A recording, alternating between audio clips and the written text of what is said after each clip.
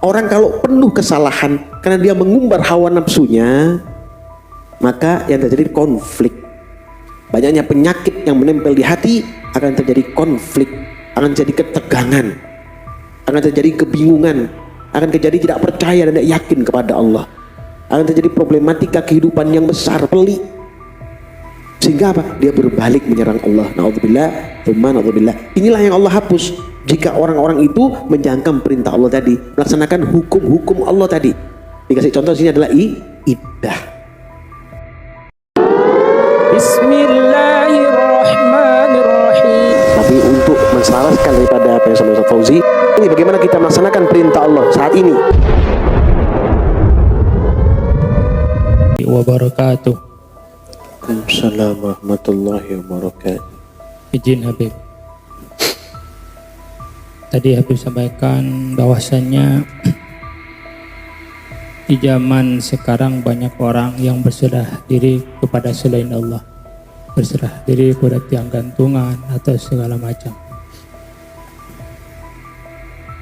Juga saya memperhatikan fenomena di zaman saat ini, orang-orang cenderung mencari kesenangan hati, bukan ketenangan hati. Asbab kesenangan hati begitu dikasih dera oleh Allah, dikasih ujian atau cobaan oleh Allah, maka akibatnya akan berburuk sangka kepada Allah Subhanahu wa taala atau suudzon kepada Allah Subhanahu wa taala. Sementara orang-orang yang mencari ketenangan hati, begitu mereka didera atau diberi ujian sedikit kekurangan atau ketidaknyamanan dalam kehidupannya, mereka cenderung husnudzon billah, berbaik sangka kepada Allah Subhanahu wa taala dan merasa ketenangan, merasa tenang dengan apa yang Allah berikan kepada mereka. Namun golongan yang mencari kesenangan hati, saya perhatikan lebih banyak daripada orang-orang yang senantiasa mencari ketenangan hati. Mohon penjabarannya atau pemahamannya agar kita dan keluarga kita terhindar dari kedua golongan yang pertama tadi, yaitu orang-orang yang senantiasa mencari kesenangan hati dan pada akhirnya akan berburuk sangka kepada Allah dan putus asa atas rahmat Allah. Demikian, wassalamualaikum warahmatullahi wabarakatuh. Waalaikumsalam warahmatullahi wabarakatuh. Surat pertama yang mau kita simak yaitu buka At-Thalaq ayat 4. Bagaimana Allah menjelaskan hukum-hukumnya, ya, ini hukum, kita bicara hukum Allah, syariat, ya.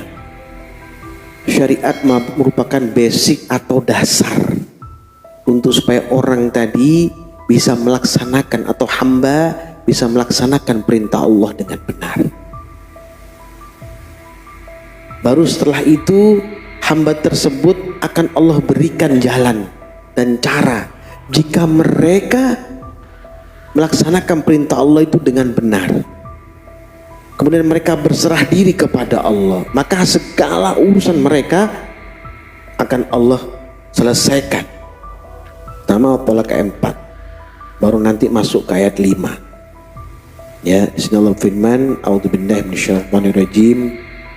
Wandai ya'isna minal mahidim min nisaikum inirtabtum fa'iddatuhunna thalathatu ashhur.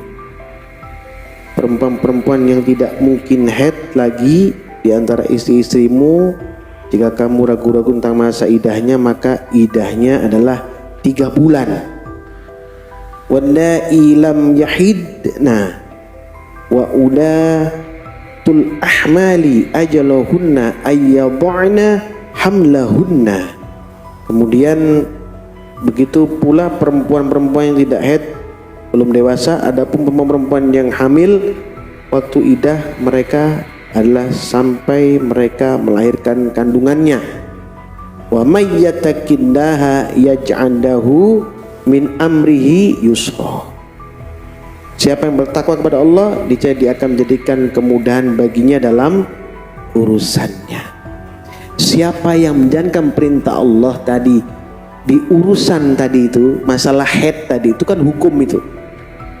Ini perumpamaan. Ya, kita bicara hukum ini, ada hukum-hukum yang lain.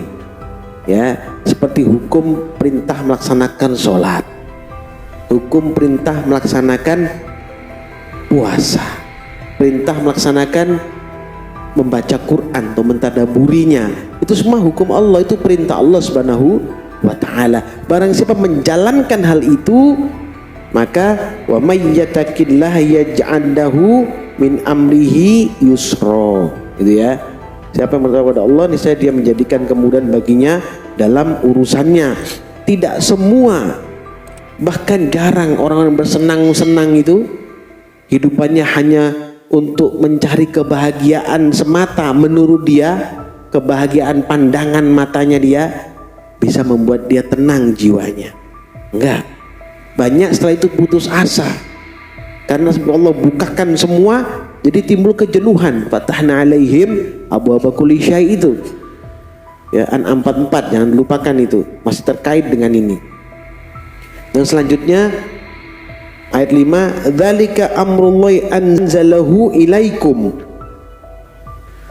Ketentuan itu merupakan perintah Allah yang diturunkannya kepadamu.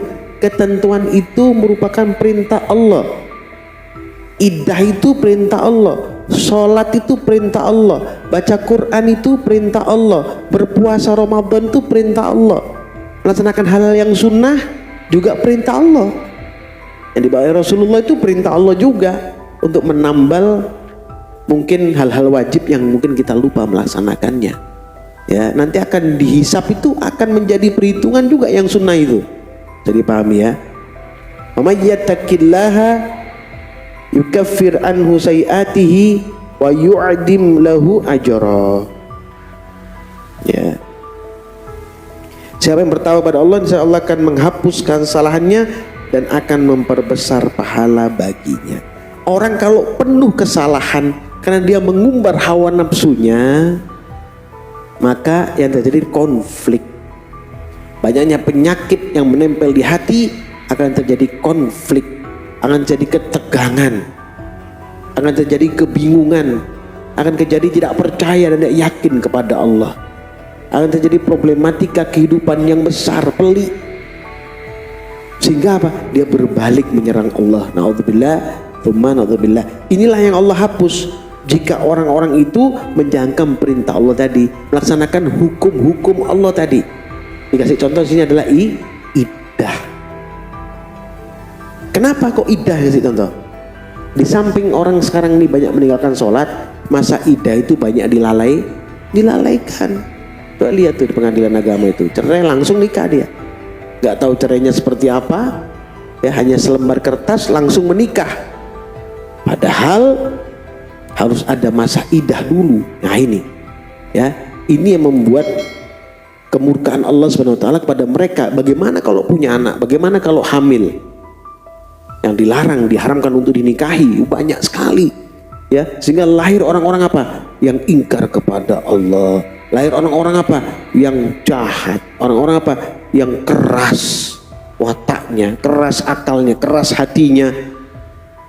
Orang-orang yang ragu, ya, yang mempertuhankan tauhid, bertuhan pada selain Allah, bertuhan pada harta, jabatan, kedudukan, bertuhankan hawa nafsu mereka. Kenapa? Karena lahir dalam keadaan tidak benar. Nah ini yang terjadi sering pada saat ini. Maka mereka akan berbuat semaunya apa yang dia inginkan sesuai dengan hawa nafsunya, dia akan lakukan. Padahal pada kenyataannya nanti akan terbentur dengan kebosanan, kejenuhan, sehingga apa? Ingkar kepada Allah, jadi ateis. Banyak yang seperti itu. Bahkan ada yang katanya hafidz Quran tapi ateis, ada itu. Bahkan ada ateis yang dulunya Muslim bakar Quran, dulunya Kristen bakar Quran atau bakar Bible-nya atau apa, segala macam kitab suci mereka dibakar sendiri. Kenapa? Karena konflik dalam jiwa mereka. Dan ini terjadi pada masa sekarang. Jadi Pak Ma'ruf ya. Jadi kalau kita bertakwa kepada Allah, dzalika amrullahi anzalahu ilaikum. Ya, apa yang turun dari Allah kita perhatikan dan kita ikuti. Tentunya Quranul Karim yang isinya ada perintah untuk iddah, perintah untuk sholat, perintah untuk zakat, perintah untuk puasa, perintah untuk haji, perintah untuk melaksanakan perbaikan diri, perintah bertobat kepada Allah, perintah menjauhi syirik, perintah menjauhi ingkar kepada Allah, perintah menjauhi maksiat kepada Allah. Quran itu isinya itu. Ya, maka may yattaqillah yukaffir anhu sayiatihi wa yu'adzim lahu ajra. Ya, saya bertakwa kepada Allah, niscaya Allah akan menghapus kesalahan-kesalahannya dan akan memperbesar pahala baginya. Ya, dari Pak Ma'ruf ya. Ada satu lagi.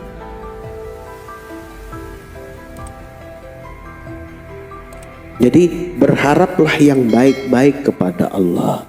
Yakinlah bahwa problematika kita, permasalahan kita akan Allah selesaikan. Yakinlah dulu itu. Ya, itu sama aja kita beramal soleh.